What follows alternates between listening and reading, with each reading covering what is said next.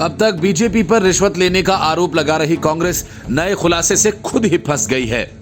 असल में French news portal के खुलासे के बाद कांग्रेस इस मामले में घिरती हुई दिखाई दे रही है। लोगों के मन में यह भी सवाल उठने लगा है कि क्या 65 करोड़ की रिश्वत में राफेल जेट की डील हुई थी। मामला सामने आने के बाद डील में शामिल सुशेन गुप्ता को लेकर भी सवाल उठने लगे हैं। फ्रांस के न्यूज पोर्टल मीडिया पार्ट की ओर से एक दावा किया गया कि राफेल की डील करवाने के लिए घूस दी गई थी। पोर्टल ने यह भी कहा कि 2007 से 2012 के बीच इस डील को लेकर रिश्वत दी गई थी और तब केंद्र में मनमोहन सिंह की सरकार थी। मामला सामने आने के बाद बीजेपी कांग्रेस पर हमलावर हो गई है। भारत सरकार राफेल को ही चुने, ये तय करने के लिए राफेल बनाने वाली कंपनी ने किकबैक्स यानी रिश्वत दी और पोर्टल ने बताया ये तब दी गई थी जब देश में कांग्रेस की सरकार थी। जैसे ही फ्रांस के पोर्टल ने इस बात का खुलासा किया, उसके बाद बीजेपी प्रवक्ता संबित पात्रा ने कांग्रेस पर हमला बोला। उन्होंने कहा कि आईएनसी का अर्थ इंडियन नेशनल कांग्रेस नहीं बल्कि आई नीड कमीशन है।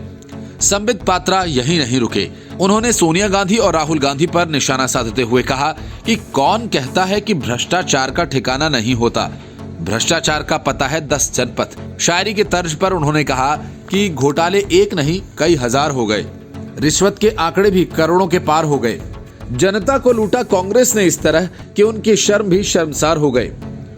संबित पात्रा के इस बयान के बाद कांग्रेस पार्टी की ओर से पवन खेड़ा ने मोर्चा संभाला और बीजेपी पर कई आरोप लगाए।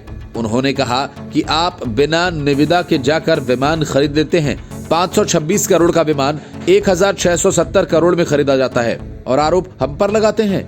उन्होंने कहा कि आप नो करप्शन क्लॉज हटा देते हो और आरोप हम पर लगाते हैं। किस मुंह से ऐसा करते हैं? पोर्टल मीडिया पार्ट का दावा है कि उनके पास दसो एविएशन की तरफ से राफेल फाइटर जेट की डील के लिए रिश्वत देने के सबूत हैं। पोर्टल की ओर से यह भी दावा किया गया है कि 7.5 मिलियन यूरो यानी करीब 65 करोड़ रुपए की रिश्वत बिचौलिया सुशेन गुप्ता को दी गई थी। रिपोर्ट के मुताबिक ये भुगतान 2007 से 2012 के बीच हुए थे। भारत ने फ्रांस की दसो एविएशन कंपनी को 2012 में 126 रफाल लड़ाकू जेट खरीदने के लिए चुना था। इनमें से 10 विमान सीधा फ्रांस से खरीदे जाने थे और बाकी 108 भारत में बनने थे। लेकिन 2014 में बीजेपी की सरकार बनी तो ये डील कैंसिल कर दी गई और फिर सितंबर 2016 में दसों से ही 36 राफेल फाइटर जेट्स खरीदे जाने की डील हुई। French media portal media part की रिपोर्ट में यह भी लिखा कि सीबीआई और ईडी के पास अक्टूबर 2018 से ही डील में रिश्वत के सबूत हैं, लेकिन उन्होंने केस आगे नहीं बढ़ाया। अब ये बात कांग्रेस ने पकड़ ली है और कांग्रेस इसे लेकर बीजेपी पर आरोप लगा रही है। Bureau report, news of India.